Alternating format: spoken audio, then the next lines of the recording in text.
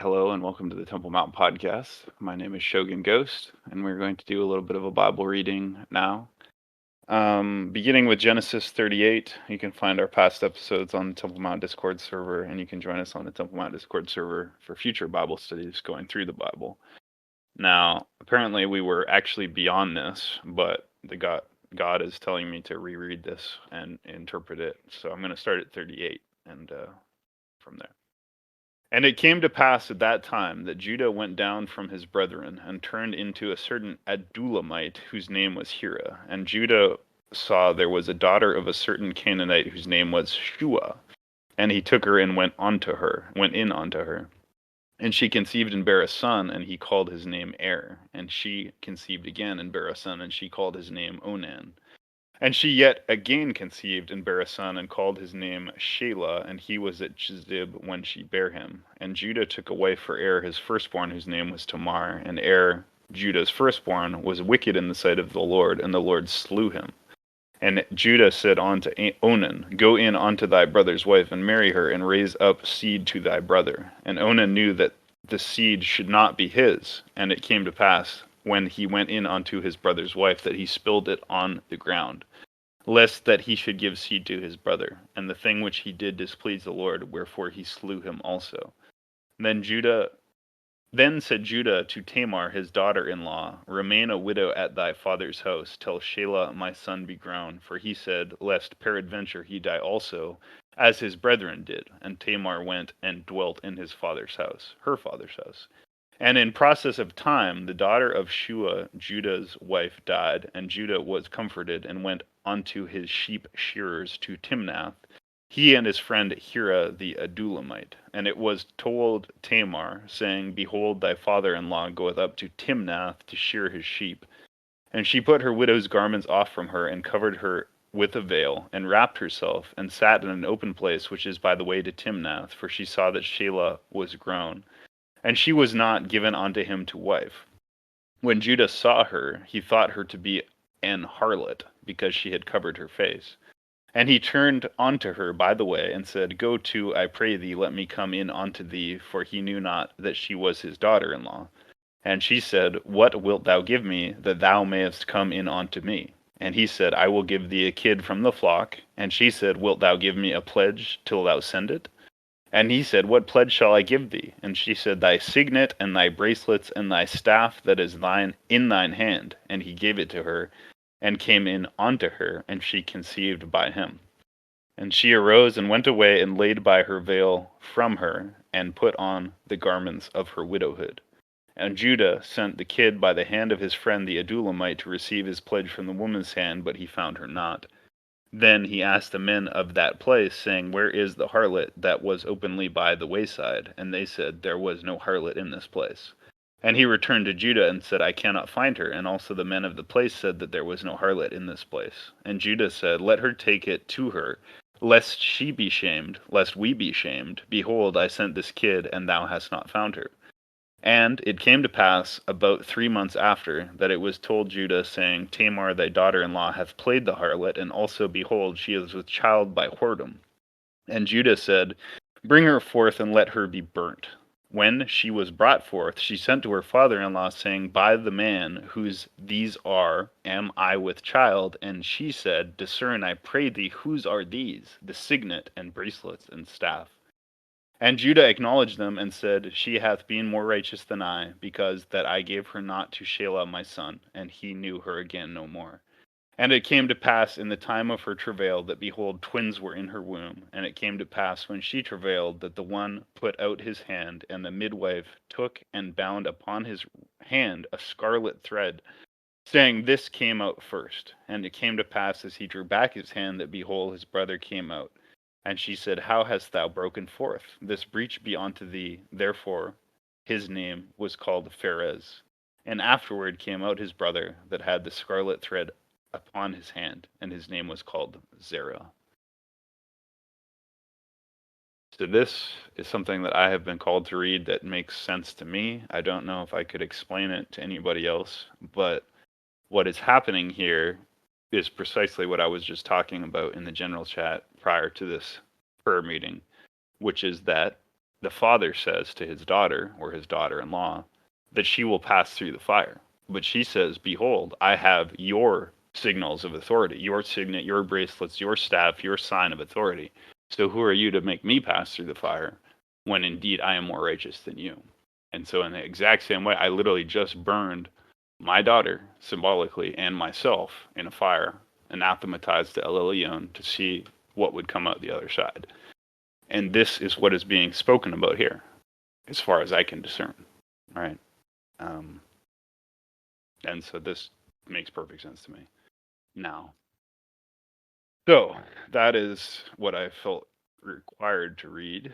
And 33, do you remember where we picked up from last?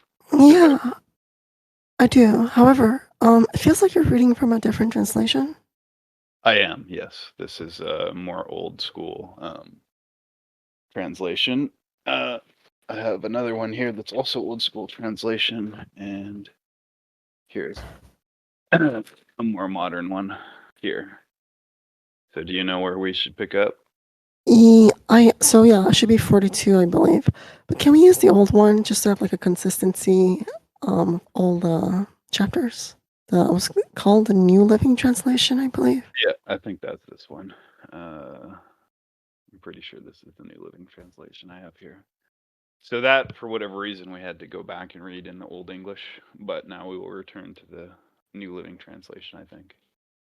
Thank Joseph's you. brother go to Egypt. This is 42, which, of course, what is the answer to life, universe, and everything, according to Hitchhiker's Guide to the Galaxy? 42. When Jacob heard that grain was available in Egypt, he said to his sons, "Why are you standing around looking at one another? I have heard there is grain in Egypt. Go down there and buy enough grain to keep us alive. Otherwise, we will die. We'll die." So Joseph's 10 older brothers went down to Egypt to buy grain, but Jacob wouldn't let Joseph's younger brother Benjamin go with them, for fear some harm might come to him. So Jacob's sons arrived in Egypt along with others to buy food, for the famine was in Canaan as well. Since Joseph was governor of all Egypt and in charge of selling grain to all the people, it was to him that his brothers came. When they arrived, they bowed before him with their faces to the ground. Joseph recognized his brothers instantly, but he pretended to be a stranger and spoke harshly to them. "Where are you from?" he demanded.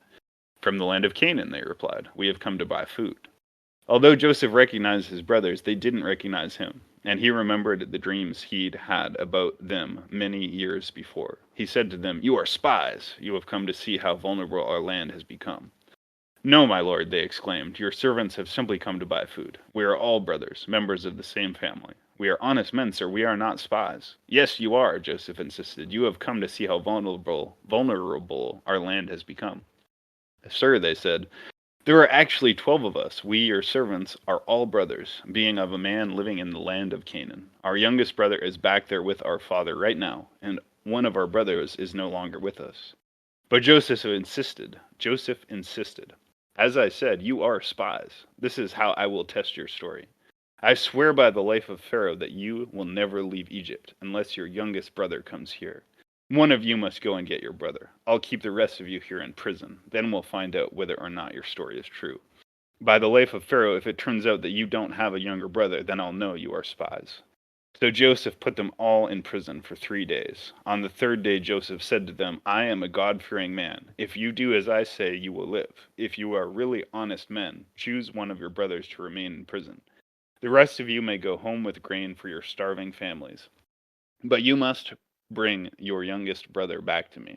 This will prove that you are telling the truth, and you will not die." To this they agreed.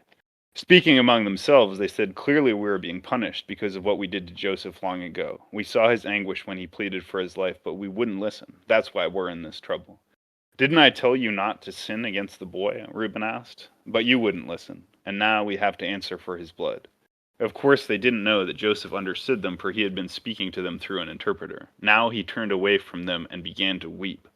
When he regained his composure, he spoke to them again. Then he chose Simeon from among them and had him tied up right before their eyes. Joseph then ordered his servants to fill the men's sacks with grain, but he also gave secret instructions to return each other's payment at the top of his sack, he also gave them supplies for their journeys home. So the brothers loaded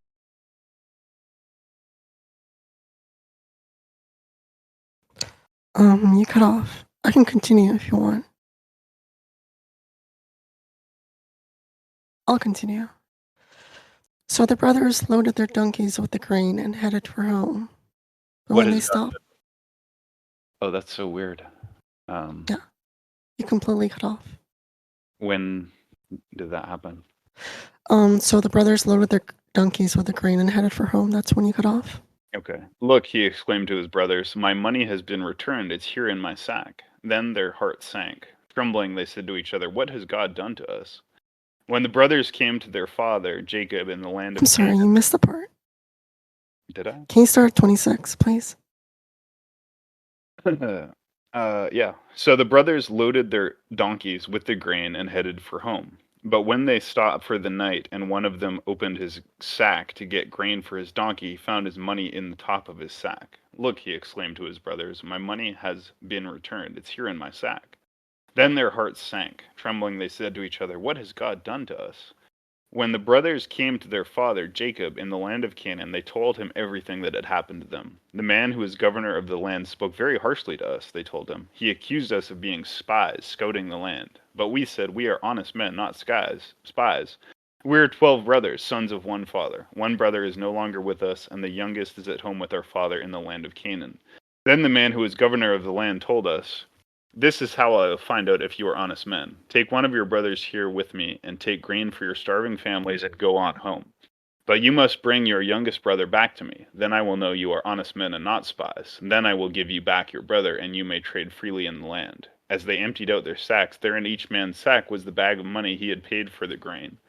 The brothers and their father were terrified when they saw the bags of money. Jacob exclaimed, you are robbing me of children. Joseph is gone, Simeon is gone, and now you want to take Benjamin too. Everything is going against me. Then Reuben said to his father, you may kill my 2 sons if I don't bring Benjamin back to you. I will be responsible for him, and I promise to bring him back. But Joseph replied, my son will not go down with you. His brother Joseph is dead, and he is all I have left. If anything should happen to him on your journey, you would send this grieving white-haired man to his grave. That was Jacob replied, and not Joseph, but yeah. Thank you. So, it's quite intense, this story. It's pretty amazing, actually. Yeah, that's my favorite. There is a DreamWorks cartoon. Have you seen it? No, I don't think so. No. Oh my god, you have I don't know if you have time, but it would be my pleasure to stream it. Yeah, that sounds like a good idea. We could do it later today. Awesome. Well, that was only literally one chapter that we read, but I feel like there's a lot there we could unpack. And at the same time, I don't know if we have to unpack it. I think it's self-descriptive. There's something here about intelligence and spies and whether or not you're a spy or a quote-unquote honest man, which has certain meaning to me that I can't really explain. But like, what else is here? I mean, Joseph weeps. That's one of the most interesting parts. He turns and weeps because he's pretending to be hard on his brothers, but then he turns and cries, right? Because his heart is broken that his brothers would have sold him into Egypt in the first place, right? And yet he's taking the moral high ground here, and I guess he's trying to get them to admit they're wrong, right? He's being like, where is your youngest brother, who is actually me, right? And then he knows they can't answer that without admitting that they had killed him. So they recognize that, oh shit, we're being punished, pardon my language, we're being punished by God by him giving us back our money, which you would think would be a blessing. But they understand, like, oh, we're fucked. Like, that Pharaoh put his money back in the bags, like, he knows we're up to something, or he doesn't trust us, or we're in trouble. And they're terrified, right? And then the poor father is like, if you fucking take another kid from me, pardon my language, I can't handle it. And that's one of the main, like, we're still in Genesis. The most repeating theory or theme is poor old men, like, being at their wits' end because their kids or their wives fuck them over in a way that destroys them mentally and spiritually. And he's literally saying right here, like, I can't take any more loss. You guys are robbing me of my children. You've taken Joseph, you've taken Benjamin, now you want to take Simeon or whatever. It's quite sad, It is. Yeah. But it's also incredibly heartwarming when things go by. Joseph, I'm just gonna say it, my favorite, right? I really, really, really, really love Joseph. So, um, I mean, if we want to stop here, I'm totally down. But yeah, let's watch the cartoon as soon as possible. Um, Yeah, that sounds good. So I'm sorry I had to reread that part. It just had like a significance to me that I saw from the parts I had highlighted in the book that I was looking at, that I had already mentioned this as something significant. I can't believe we're still in Genesis, like, you know what I mean? It feels like we've been through so much and yet we barely even scratched the surface so far. Um, right? Yeah, it's a lot, definitely. yeah.